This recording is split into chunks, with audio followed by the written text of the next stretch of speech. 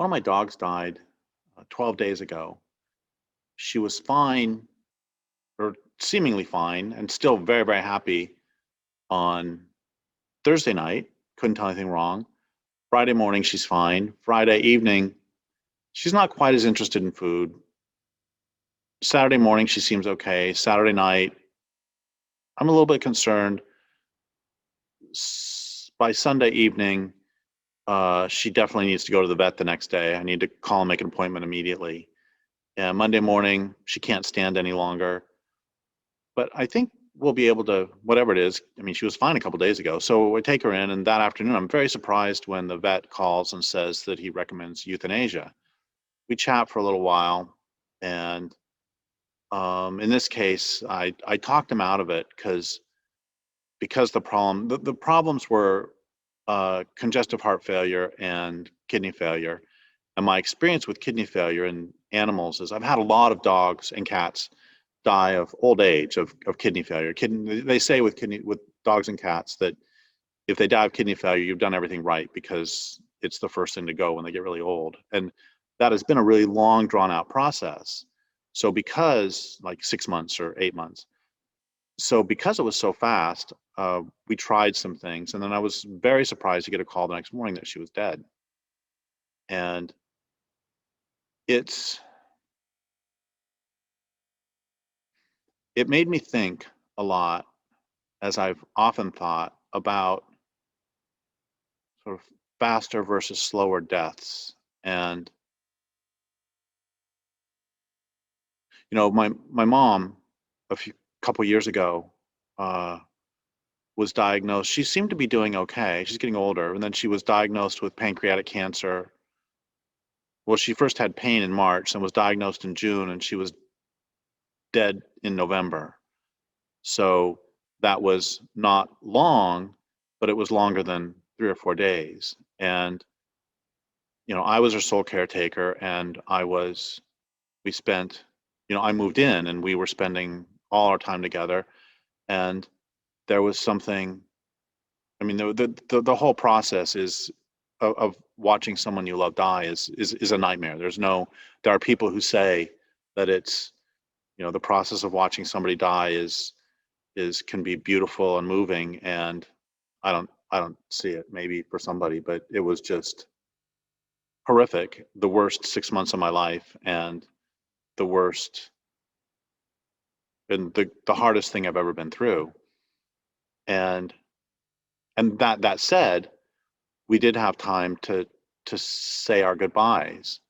And I wonder, I've had animals die quick deaths before. I had a dog get hit by a train. Um, I've had animals get lost. I've had uh, an animal was fine, a dog was fine walking to the mailbox, and on the way home, he's only a year old, and he had a congenital condition, it ends up, that turned his blood to sludge. He's fine walking down, and on the way back, by the time I got home, or we got home, he couldn't stand, and he was screaming because he'd had a stroke, and he was dead within another half hour. And I don't know what point I'm making. It's just I was originally going to make a point that I think it would be nice to just go suddenly, where you're doing fine one day, you're great, and then, I don't know, you get hit by a 16-ton brick that falls on your head and it's all over. No fear, no long drawn out pain. And on the other hand, if that's the case, you don't get the chance to prepare. And I was mentioning this literally a half hour ago to a friend of mine, and my friend had the very wise response of, well, that's one reason why we should meditate and on life and death, and make our gratitude to life every moment. And so that if death does come suddenly, we still have that preparation, but we don't have to go through perhaps the 6 months or 2 years of slow decomposition while you're still alive, slow, agonizing decomposition. There's a couple other sort of side points to bring up about this that have struck me ever since I was a child, literally since I was a child. And, I've been interested in military history since, again, very, very young. I remember in third and fourth grade reading every history book I could on the American Civil War and reading World War II histories starting maybe 10 or 11. And um, and there's two things that I've thought about a lot. One of them is like on D-Day, what it would be like the night before as tomorrow people will be shooting at you. And I don't know. I've had some surgeries where there was one surgery in particular where there was probably an 80% chance of survival. And when I've gone into and another surgery that was open heart surgery, I had a very good chance of survival, but nonetheless, they stop your heart for crying out loud. And I've wondered, and when I have faced that, I have not been particularly scared. I've been very calm, but I don't think that that's particularly enlightened. I think it's because I've just been shut down. And I wonder how often that happens, the night before a battle or something. And the other one that has stuck with me ever since I was literally 8 or 9 years old reading this, at the Battle of Wilderness, in the Wilderness / Spotsylvania Courthouse campaign in the American Civil War, at one point the trenches were so close between the two sides that what separated them was a pile of logs, and soldiers would stick their rifles in chinks between the logs to shoot into the other trench, and then once in a while somebody would jump up on top of the logs, and they were single shot guns they had at the time, and then people would hand them up loaded rifles and they would shoot, toss it back down, get another one. And what are you thinking in the moment that you jump up there? Because it's a one-way street. If you jump up there, you're not coming back. And we saw that in the movie Gallipoli, those of us who are old enough to have seen the movie Gallipoli, where they're all rushing in.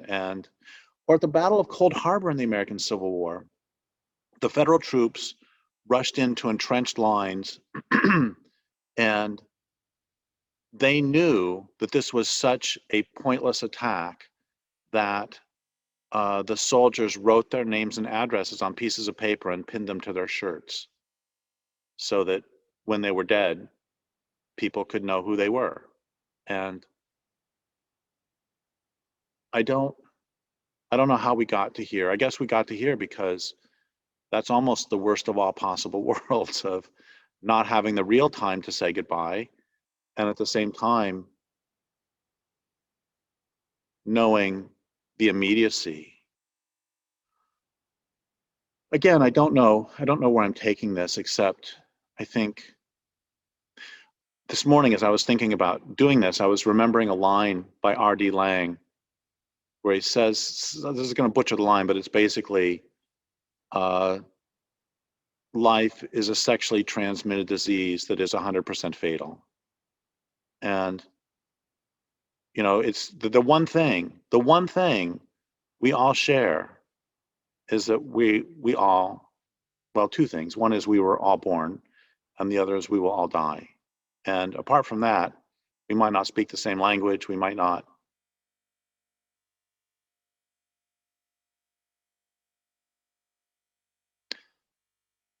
I guess one more thing to bring into this jumble is that sometimes people who oppose the death penalty, the point here is not the death penalty, so don't get mad at me for talking about the death penalty. Sometimes people oppose the death penalty argue that it's cruel and unusual punishment to know the day of your death. So to know that that your execution date is June 7th of this year. So, this is your last March, this is your last April, this is your last May, this is your last Monday, your last Tuesday. And in a sense, that would be really terrifying. Not in a sense, that would be pretty terrifying, I think. And then the Japanese government does it the opposite way, that they can set a date, but they don't tell anybody. And so somebody can be in prison for 10 or 20 years, and then one day they come for you and say, today's the day. And I don't know, that seems frankly harder to me. And one last thing I want to bring into all of this is a study. And this is actually why I don't want to do the whole thing. I'm glad I didn't forget this. There was a study I remember reading when I was a teenager in my 20s, where children, when their parents go out for dinner, young children will often, pitch a fit. They'll often cry or get very anxious when their parents leave. And then after they settle in with the babysitter, things are fine. But for a while, this can be traumatic. And so they did this experiment where they had the parents sneak out and the babysitter sneak in. So the kid might be just playing in his or her room and then comes out and babysitter's there instead of the parents. And what they found is that instead of there being this traumatic moment that the child gets over fairly quickly, that the child was always anxious. The child never knew. Like if the parents say, hey, honey, we're going to go out to a movie, we're going to leave in, a little while, we're going to leave right after dinner, then the kid just knows that things are going to be fine as long as the parents don't say, hey, we're leaving in a little while. But on the other hand, if the parents sneak out, then the kid's always anxious. And somehow, I mean, the way this ties to death is that with my mom's death, we knew it was coming, and we could prepare. And with my dog, my mom's dog actually, Fairy, there was no long, I mean, there was the normal affection that I gave her, but there was no long winding down. And